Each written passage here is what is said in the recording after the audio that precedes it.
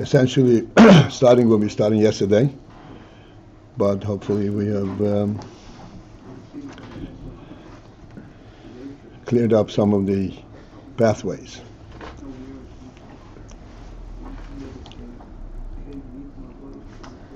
Line, it's in the middle of this, of page Chav Ches, the line begins kuli.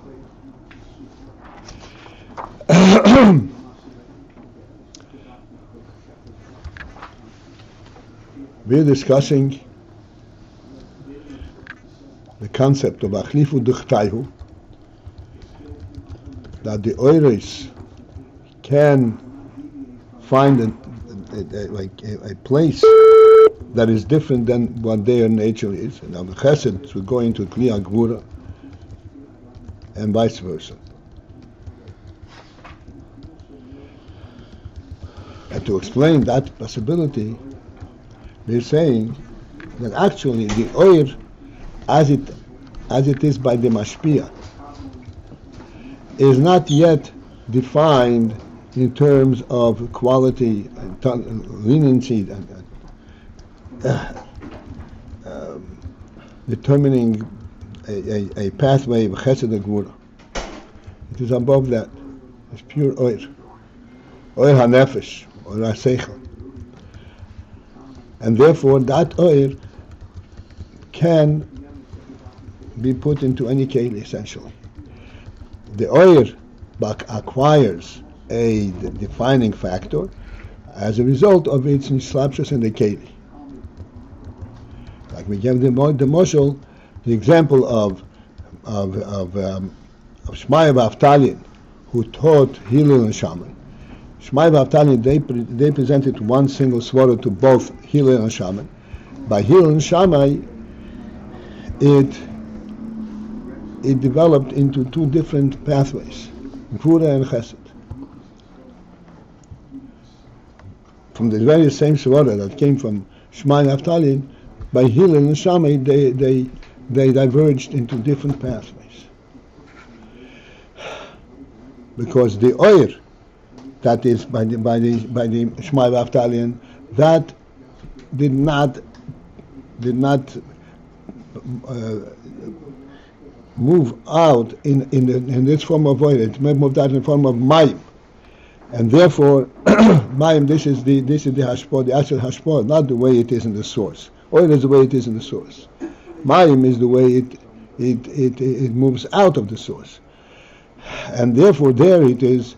You put it in different kelim, and this is how it ultimately resulted by Hillel and Shammai different kelim. And this is when it gelled, when it was fully accepted by Hillel and Shammai, it became two different pathways in avodah.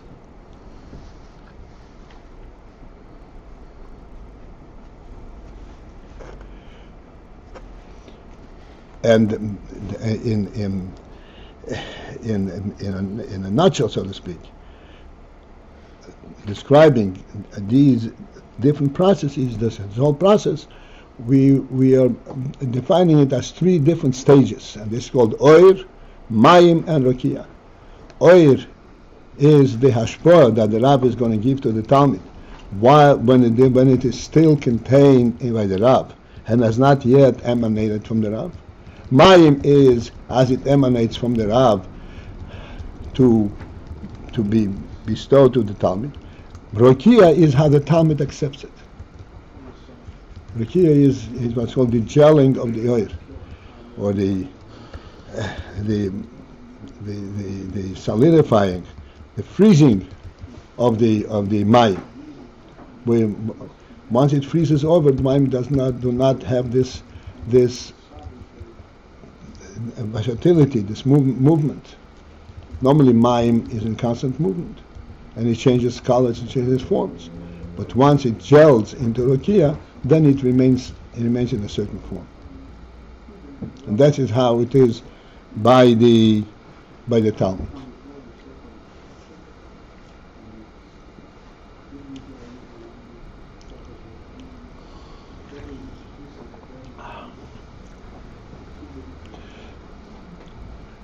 Okay, we'll discuss this a little bit more. Just want to make sure that we know where we start so we can go straight in. It's in the middle of the page. The line begins kuli u'mevurim makemacher. Just question yesterday for Rakiah you said glida. The same thing? Yeah, glida maya. Glida maya means the waters froze. Okay. Glida is ice. Okay. And for the second question, from Hillel and Shammai, which is Gevura, which is Chesed? Shammai had a tendency to Gevura, and Hillel had a tendency to Chesed. Okay, thank you.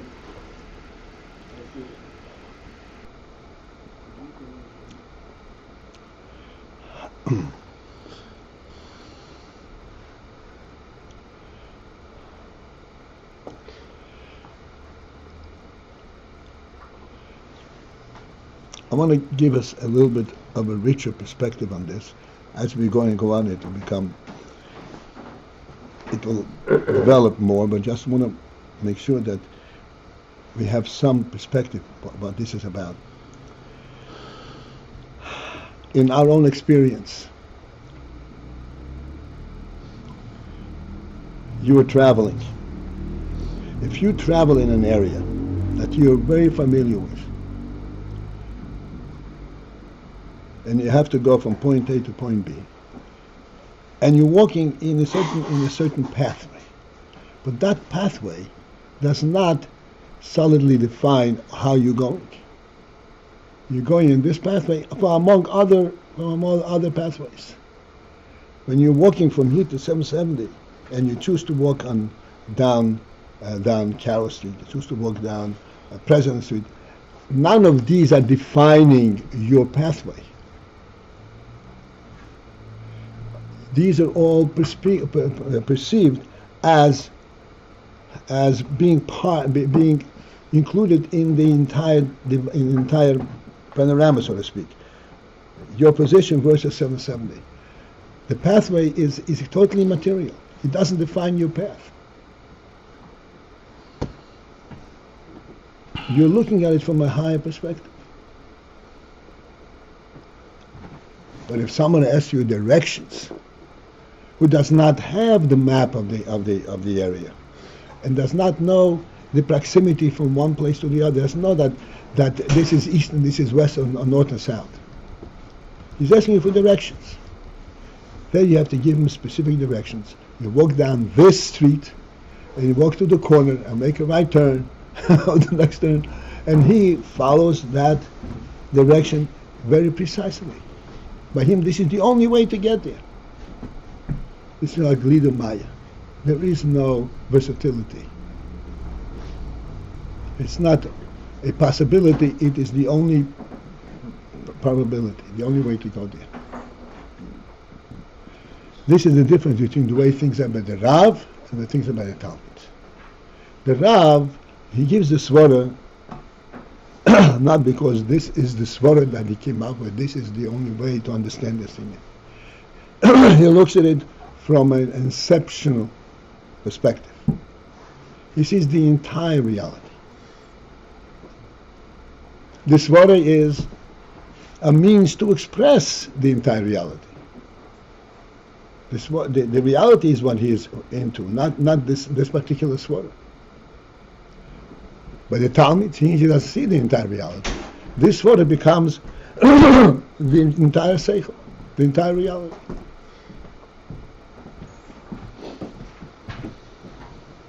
Does this relate to the mashal of going to 770? I'm sorry? Does this relate to the mashal of going to 770? Well, what do you think? Well, since you say it right after, but I don't see the connection. Okay. If I were to ask you, how do you go to 770?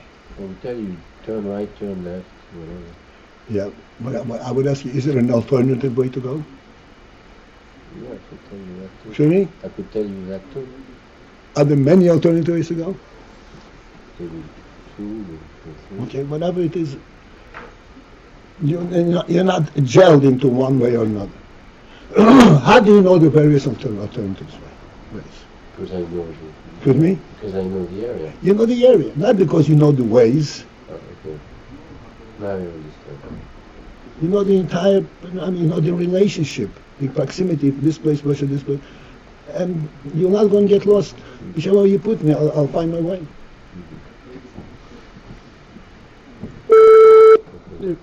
If the subsequent generation just gets a gel, then they're going to sort of land up diverging from the original reality. Not really. It's not wrong. If they have the path, they have the path. But they don't get the richness, they don't have the essence. The essence is retained in the Rav. And as it is being said, it is in the form of mayim.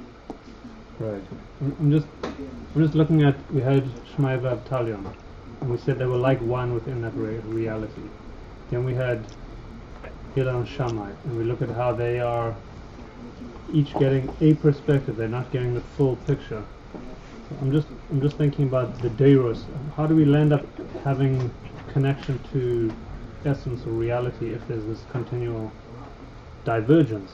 Each lower generation having only a particular perspective that's limited. But this particular, yes, it's limited, but this particular perspective is drawn from the essential truth.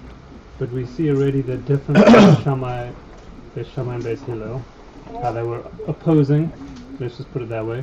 Masha Enken, the level above them, they were very unified. Come lower than Beis Hillel and Beis Shammai, more divergence, opposition, stronger opposition. But and they're all valid views. They're all Talmidim of Hillel and Shammai, all Talmidim of Shmai V'Aftani. And the Messiah, the Achdus, the Messiah, the people have a unity on account of what? Because they reference back to Naftali. They have a unity, that's right. They have a unity because they're all trying to understand the same svara. And they all want to do the right thing from that perspective. But that they understand it differently is not a problem. Their opposition never gels into a real clash, even though they have very opposite, firm paths. Okay.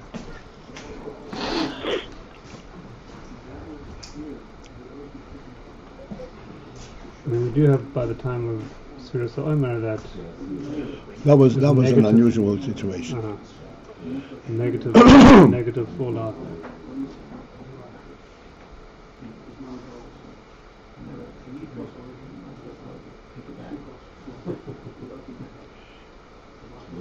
Even in halacha sometimes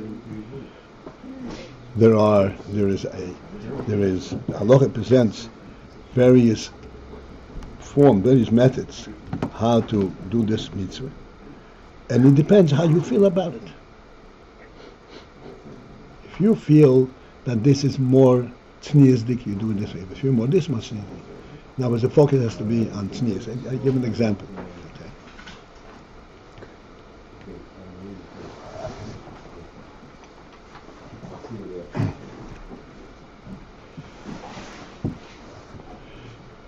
But all of the pathways, they're all referencing, and they're all, if you walk from here to 770, this pathway, you're walking from here to 770. You're not just walking on this street. You are walking to 770. Right, but the guy who has the different pathways, he knows the terrain. Come the lower guy who knows his pathway, he doesn't know the terrain anymore. That's right. He doesn't know, that's right. Okay. And that's why he is limited to this pathway. Okay. And that's why when he meets you up, he says, you're going wrong. This is the way to go.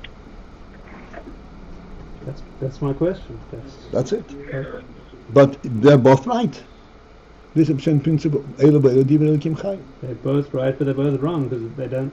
They're both right.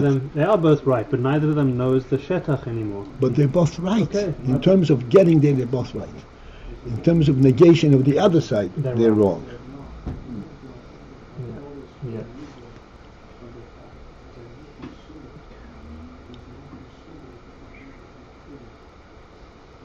Okay, may we proceed? We have 5 minutes. Okay, now we can. It's explained elsewhere Sheyesh bechinas oir mayim Rakiah ad rum hamayos. That these qualities of oir mayim Rakiah, which we're not going to repeat again, are present ad rum hamayos all the way up to the highest madrigas. Obeshorshon, and the very root of these three madrigas, hey bechinas gimel rishonos the atik. Gimel rishonos the atik. First of all, gimel rishonos refers to the three top spheres. One of the top spheres, Chochma, Bina, and Das. This is called Gimel Rishonos, the three foremost, topmost spheres. As we're discussing all the time, intelligence, the seichel, this is the highest. These are the highest qualities. These qualities, Gimel Rishonos, are present also at various madrigas. Chochma Bina V'Das, there is the Chochma Bina V'Das as it is already identified individually, Chochma and Bina and Das, and as it is understood by the Rabban and so by the Talmud and so forth. And then there is in Chochma Bina V'Das, Gimel Rishon is the Atik. Atik. This is a reference to the madrigas that emanates, taking it on the human level, and madrigas that emanate from the nefesh on the makif level, of the oinagan rotzin level. As we discussed the other day, oinagan rotzin, this is the actual oil of the nefesh itself. Even though this is the oil of the nefesh, this is makifim, within that there are also inherently different madrigas, even though they're reflective of the nefesh. There's inherently different madrigas. And the highest of these madrigas is the Gimel Rishon, is the Chochma Bina V'das, within the madriga of Rotzen and Rakiah.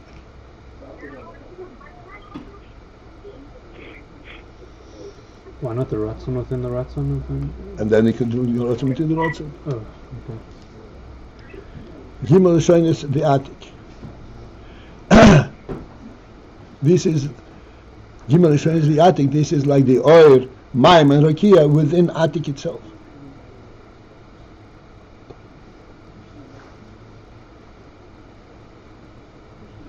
The Gimel Roshin, the Roshin, and then there are three Roshin, the Roshin, heads that are heads, four heads, and tips, two tips. Like we said, what's the point of the point? To the point. Shehei bechinas oir kadmai v'tzach mutzuchtzach. These are three expressions. There's three expressions, I think, in Arizal. Oir kadmai. Kadmai means original or pristine. The word kadmoin alludes to something that has not come into being because it was there together with the original reality. And then tzach, pure, or metzuchtzach, purified. These are three madrigas. Kadmain and tzach and metzuchtzach. This is the Roshin and the Roshin. And these are also three madrigas that, if we were to identify them in our terms, we would call it Oir, Mayim, and Rakiah.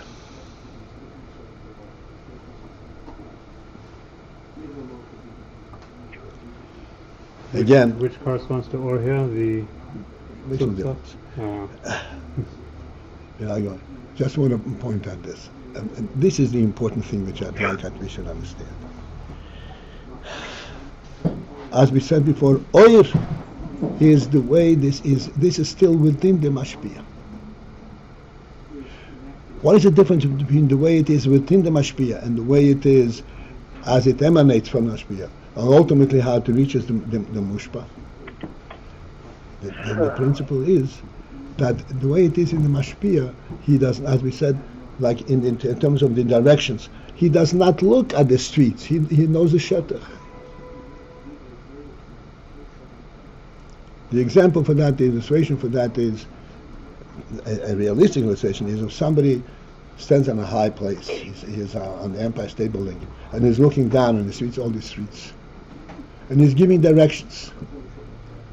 He's not giving directions in a blind way, or you don't see, but if you try this, you can try. He sees right away how this street connects to this one, and how this street leads there. He sees it from a top-down view. While as you're walking, you only see this street.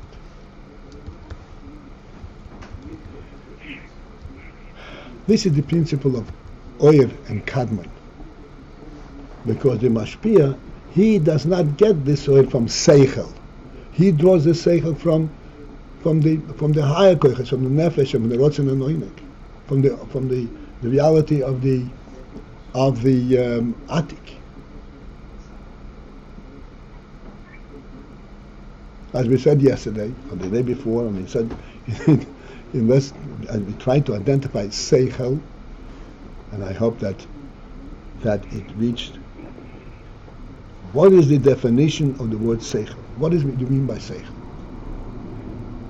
Clearly, we have made it clear, we do not mean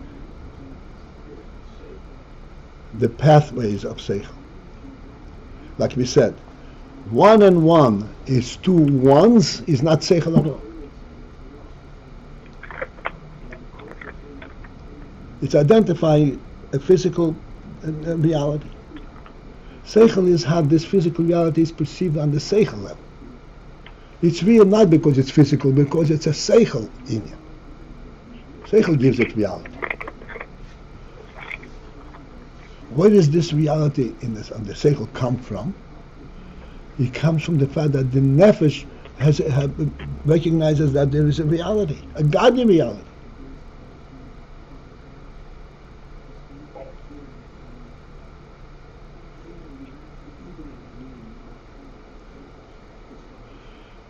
The reason that you can, follow this, that you can go from here to 770 is not because there are all these different streets and pathways. What is the reason that you can go from here to 770?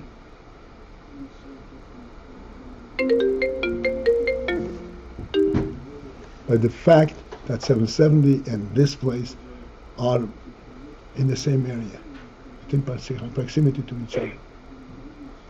It's in terms of your walking there. But in terms of getting there, it's because they're both in America. They're both real places.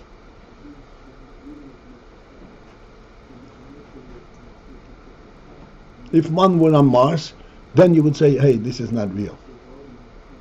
The only way to get there is by a special means. You can perceive going to Mars. But as far as going to any place on Earth, of course, it's on the same planet. Why not?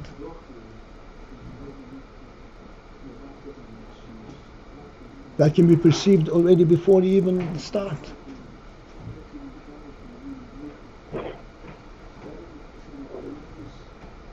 This is the way the Rav sees things.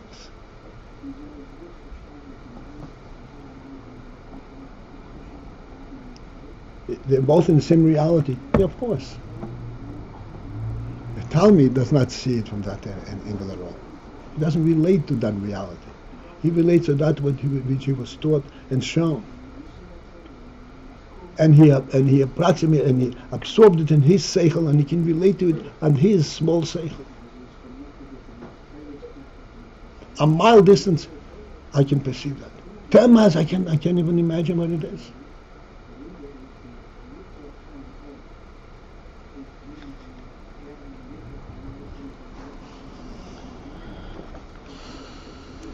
Okay.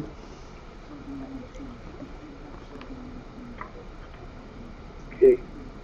Shout out to all my friends there from Methodist Hospital. Hello.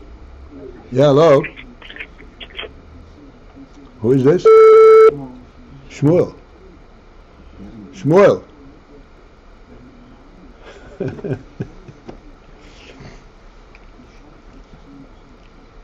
All right. So this will be for today's installment.